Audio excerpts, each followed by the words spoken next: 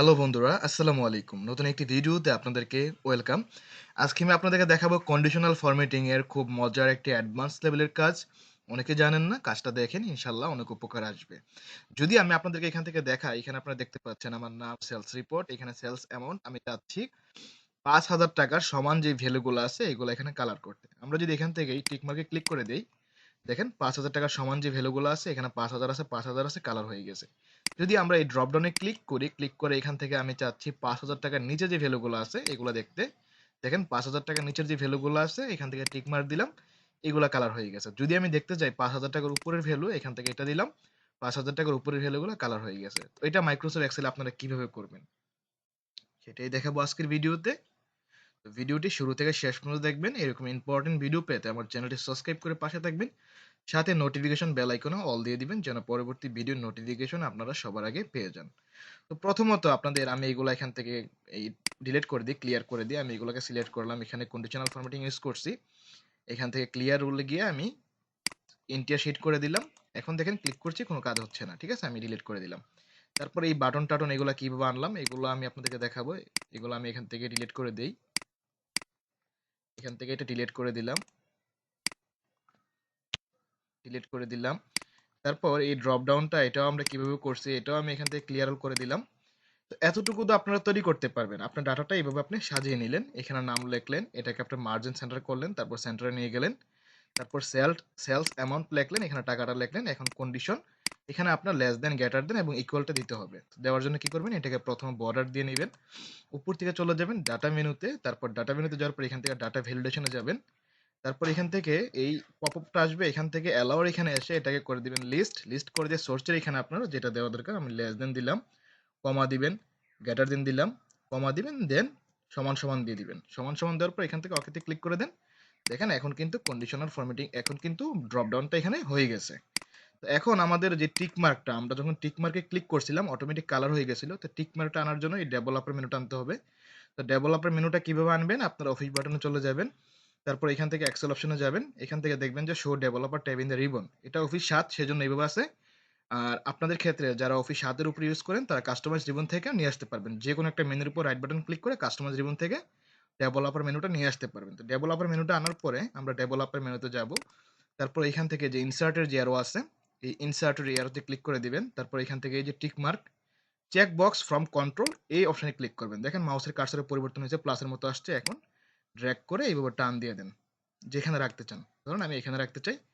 এখন এখানে check box 6 আসতেছে, কারণ আমি আগে কাজ করছিলাম সেজন্য 6 নাম্বার আসতেছে। আপনাদের ক্ষেত্রে 1 থাকতে পারে। তো এটা কি করবেন, আপনারা কেটে দিবেন, কেটে দিয়ে আপনি আপনার লেখাটা লিখে নেবেন। তো আমি এখানে লিখতে চাচ্ছি, ধরেন সেলস, HIGHLIGST, হাইলাইট লিখলাম, বানান ভুল হতে পারে। তো লেখার পরে ধরেন এটাকে কালার করতে হবে, আমি এরো বাটন দিয়ে সেলে আসলাম, এটাকে একটু বড় করে নিলাম, বড় করে নিয়ে এখন এদিক দিয়ে একটু বাড়িয়ে নিয়ে এখান থেকে একটু বাড়িয়ে নিলাম। তারপর এখান থেকে হোম মেনুতে যাবেন, এখান থেকে যে কোনো একটা কালার আপনি এখানে দিয়ে দিতে পারেন। তো টিক মার্ক দেওয়ার পরে এখন আমাদের সেলটাকে লিঙ্ক করতে হবে। লিঙ্ক করার জন্য এই সেলটাকে সিলেক্ট করে নেবেন। সিলেক্ট করতে হলে এই রাইট বাটন ক্লিক করবেন, এটার উপর রাইট বাটন ক্লিক করার পর এখান থেকে ফরম্যাট কন্ট্রোলে যাবেন। ফরম্যাট কন্ট্রোলে যাওয়ার পর সেল লিঙ্ক এখানে ক্লিক করে যে কোনো একটা জায়গায় ক্লিক করে দিবেন। ক্লিক করে দেওয়ার পরে এখান থেকে এখানে ক্লিক করে দিলাম। এখন যদি আমরা টিক মার্ক দিই, দেখেন এখানে ট্রু আসতেছে, টিক মার্কটা তুলে দিলে ফলস আসতেছে, ঠিক আছে, ট্রু আসতেছে, ফলস আসতেছে। তো এখন কি করবেন, এখন এখানে তো ড্রপ ডাউন নিয়ে আসলাম, বাটনে নিয়ে আসলাম, কিভাবে আনলাম চেক বক্স এটাও আপনারা দেখলেন। এখন আমরা কন্ডিশনাল ফরম্যাটিং ইউজ করবো, অর্থাৎ 5,000 টাকা দেওয়ার পরে এখান থেকে যদি আমি লেস দেন বা গ্রেটার দেন দেই, যে 5,000 টাকার কম কোনগুলো আছে এখানে টিক মার্ক দিলে যেন অটোমেটিক এখানে ভ্যালুগুলো কালার হয়ে যায়, যেগুলো 5,000 টাকার কমে আছে। তো এটা করতে হলে কি করতে হবে, প্রথমত এই সবগুলাকে সিলেক্ট করতে হবে। সিলেক্ট করার পরে কন্ডিশনাল ফরম্যাটিং এ যাবেন, এখান থেকে নিউ রুলে যাবেন, তারপর use a formula to determine which the cell format, এই যে অপশনটা এখানে যাবেন, এখানে গিয়ে আমরা সমান সমান দেব, তারপর এন্ড ফর্মুলাকে কল করব, ঠিক আছে, লজিক্যাল ফর্মুলা এন্ড। তারপর আমরা এখানে একটা ব্র্যাকেট দিলাম, ব্র্যাকেট দেওয়ার পরে আমরা এই যে ট্রু আছে এটা সিলেক্ট করে দিব, ঠিক আছে, এটা সিলেক্ট করে দেওয়ার পর কমা দিবেন, কমা দিয়ে এখানে লিখবেন আপনারা counting function, CUNTIF, counting function লেখার পরে এখানে ব্র্যাকেট দিবেন, এই সেলটাকে সিলেক্ট করবেন, আর এখানে যে ডলার সাইনগুলো আছে এগুলোকে তুলে দিবেন, কারণ সবগুলো সেলেই মুভ হবে, সেজন্য এখানে ডলার সাইন বা লকটা রাখবেন না, ঠিক আছে। তো এখান থেকে ডলার সাইনগুলো আপনারা তুলে দিবেন। তো আমি তুলে দিলাম, তারপর এখানে কমা দিবেন, কমা দিলাম। কমা দেওয়ার পরে আপনারা এই কন্ডিশনের যে এটা এই ড্রপ ডাউন ডাটা ভ্যালিডেশন তৈরি করছি, এটা সিলেক্ট করে দিবেন। তারপর এন্ড দিবেন, এন্ড এন্ড মানে হচ্ছে জোড়া লাগানো, ঠিক আছে, আঠার মতো। এন্ড দেওয়ার পরে এটা দিবেন। এতটুকু বুঝতে পারলে আপনার কাজ কমপ্লিট।